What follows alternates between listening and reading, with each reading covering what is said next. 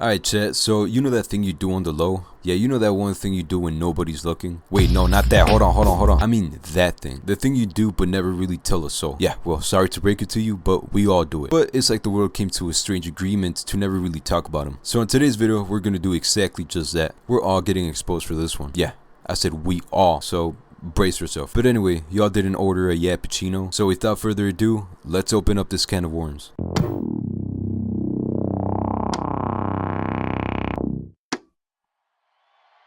Alright, so for decades, scientists have pointed at fight or flight as their natural response to danger. But then 2020 hit, and now it's fake texting.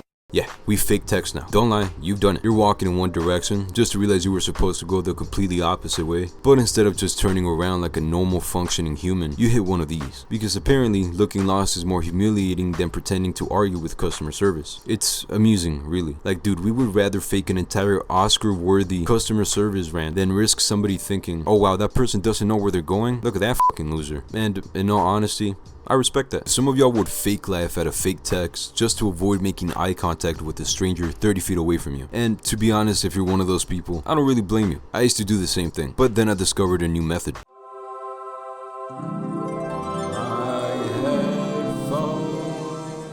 Thank God for headphones. You see, when you look down at your phone, you come off as an asshole. Like, how dare you look at your pocket-sized piece of revolutionary technology as I'm walking in the opposite direction of you. But with headphones on the other hand, boy, motherfuckers look locked in, bro. Think about it. When was the last time you looked at somebody wearing headphones and thought, yeah, they look like they want to yap it up? Exactly. This move is essentially just pulling out a Uno reverse card on their ass. The good old switcheroo. Cause now, if they yap it up with you, they seem like the asshole. Like, bitch, I'm trying to listen to the SB album. What are you talking about? And according to research, professionals say that people who wear headphones are 68% less likely to indulge in awkward small talk, I think.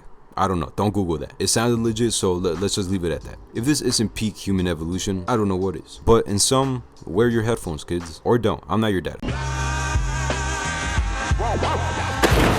You ever all of a sudden get in like a weird pain around your neck, and instead of brushing it off like a rational human being, you instead whip out Google and start running your own medical research? Yeah, me too. And so have thousands of other people. And I think the worst part of it all is that Google doesn't give you no peace of mind, like at all. Google really be out here gaslighting the fuck out of us, bro. Like, for example, you could have a sharp pain on your left pinky toe or something crazy like that, and next thing you know, Google has you picking out your coffin, making peace with your enemies. You're sitting there wondering if the cat is gonna remember you and shit. All of a sudden you start getting existential with it and you start tweeting out shit like, I love you all. And the worst part is that right as you're finished accepting your fate, tweeting out your last goodbyes, the pain just vanishes without a trace. And that's when it hits you that a search engine just gaslighted you into an existential crisis like nobody else ever could. And you know, to a certain degree, I think there's something very beautiful in that. The first time this shit happens to you ain't shit funny. You're convinced you're gonna die next Tuesday. You could get a slight headache and Google's gonna hit you with it could be a migraine or your brain melting. I don't know though, I just work here. Now you're just sitting there thinking, cool, I guess I'll go to sleep and see if I wake up in the morning. But anyway though, Google is a D1 gaslighter. Like, might as well give it a varsity jacket because these motherfuckers are pulling in Hall of Fame numbers. Hey, but now that we're talking about irrational survival tactics. Oh, here to flip for good luck. Go ahead. Do that shit. Get that shit right. Hey, nigga, what the fuck, bro? God damn! Gang, why do we hold our breaths when walking past someone who looks like they might stink? Maybe because of how many stinky individuals we came across in high school. Seriously, some of y'all didn't discover showers until senior year, bro. What the is wrong with it? But anyway, bro, it's like this generation has developed a new defense mechanism. Evolution at its best, ladies and gentlemen. It's one of those where you and your brain have a quick conversation as soon as you spot a potential shower avoider. Neither of you know for sure if they stink or not, but your brain's all like, alright buddy, we're not taking that risk today. Be a soldier about it. You start getting flashbacks to the high school hallway and shit, just musty all around you. So next thing you know, you lock in, and you lock in hard, bro. I'm talking you hold your breath better than an Olympic swimmer and shit. You walk past them, and instead of being the atheist you claim to be, you start praying to the Lord and Savior, just thinking, God, please don't let them be human, don't let him be human. So now they have you out here dry heaving in complete silence while keeping a straight face, cause you know, we're nonchalant like that out here. And what's crazy is that sometimes you don't even do it on purpose. Like, this shit just activates on its own. Your brain pretty much just goes into panic mode and tells the rest of your body, attention, now, this is not a drill. Lungs, we have a stinky individual approaching. We have approximately 5 seconds of oxygen left. Make it count. Like, dude, we seriously be out out here treating this shit like it's mustard gas. And in all honesty, I'm on board with you, because I can guarantee you that whatever type of demonic fumes are coming out of that individual are way worse than some little ass mustard gas. So this is what we came to as a species: fake texting to avoid awkward turns, search engine giving us a 20-minute existential crisis, and treating stinky people like there's death in the air. The human race, everybody. Let's give it up. Seriously though, like, it's crazy to think that they taught me how to calculate the speed of a train in high school, but not one time did we go over how to deal with stinky people. Like, I seriously don't know if I should thug it out and power through it, or if I should send them a anonymous soap basket. It's like when somebody's breath stinks and you hand them a piece of gum so they get the hints, but instead what do? They put it in their pocket, bro. Like, nah bro, do the world a favor and please eat that shit. And I think it's worse when it's somebody you know but you're not necessarily close to, like for example a co-worker or a classmate. You guys know each other, but you guys aren't close enough to where you can throw cologne at them like it's holy water. So you sit there wondering if you should ruin the friendship or if you should let the fumes continue to puncture your lungs for the next hour and a half. Be smelling so bad that afterwards you feel all dizzy and shit. You almost got high off the smell. It's like sniffing marker, except this time you had no choice whatsoever. But later that night in the shower, you out there having the TED talk of your life, bro. You all up in the shower presenting your argument to the shampoo bottles. You're in that bitch like, ladies and gentlemen of the jury, I had no choice but to hold my breath. I was the victim. You have your Old Spice bottle as your only witness. Hey, talking about fake arguments, so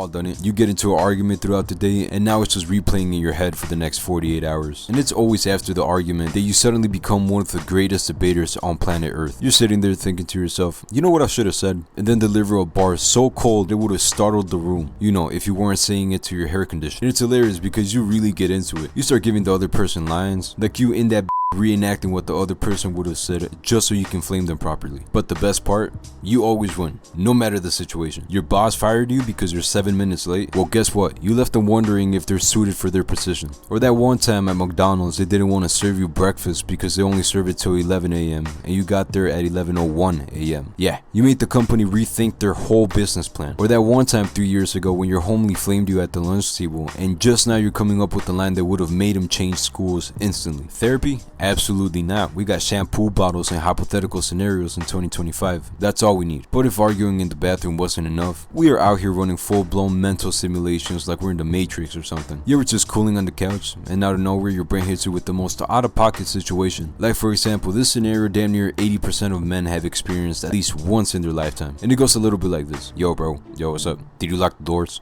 Yeah dude, I'm pretty sure I locked the doors. I don't know man, I'm checking the images right now. There ain't shit. But don't worry, go to sleep. Either way, if somebody breaks in and murders everybody, it's your fault. So you get up, go check the doors, and all of them are locked. You see? They're locked. Go ahead and take a screenshot. So you go back to bed, and just as you're getting comfortable, hey man, why? Did you close the stove? Dude, we didn't even use the stove. Are you sure? Well, whatever, just go to sleep. Either way, if we blow up in the middle of the night, it's on you. So you get up again, go check, you see motherfucker, nothing's open. What else you want? A glass of milk? And your brain goes quiet. It's finally over. You go back to your sweet ass Spider-Man bed and lock in this time. Dude. Bro, what? I need to go pee, And that's just one type of scenario. Another common one I'm pretty sure all of us have experienced is the classic, what would I do if I get jumped? You could be waiting for the microwave to finish cooking and your brain hits you with the, dude, imagine if somebody broke in right now. What the f would we do? And before you know it, you've mapped out the entire house, you got 3 hiding spots, and planned an ambush using nothing but a Swiffer and emotional damage. Or you ever daydreamed about getting jumped in the parking lot, but somehow you transform into John Wick with asthma? When you least expect it, your brain has you convinced that you can dodge Canelo's punches and shit. It has you telling yourself, yeah, if he swing, I'm gonna duck this way, I'm gonna grab the chair, I'm gonna throw it, hit a backflip, I'm gonna call my cousin. Nico, it's Roman. Let's go bowling. And then post it before the cops even come. Like, bro, what? And the wild part, you've never been in a fight before. So you're just standing there in your socks, waiting for your chicken nuggets to cool off. But in your head, you just survived an ambush, you just wrote a script, directed it, scored it, gave yourself an Oscar. Richard! Meanwhile, the only thing you've dodged in real life is responsibility and maybe a few phone calls. But on a final note, those were pretty much all of the little things we do but don't necessarily talk about, like at all. all. But if there's some that I missed, make sure to drop them in the comments. And also, if for some reason YouTube recommended you this video, well, you're in now. No handshakes, no checking IDs, no signups. You just kind of showed up and now you're stuck with us. So welcome to the club. But in conclusion, make sure you guys use your deodorants. Millions of people die a year because they don't use deodorants. That's a real fact. Just don't Google it, okay? Take a lot of game for the pimp like this. So feel smoke a nigga like a zip. Only thing changed with the chain, still with the same gang, and I'm still equipped with the pistol grip.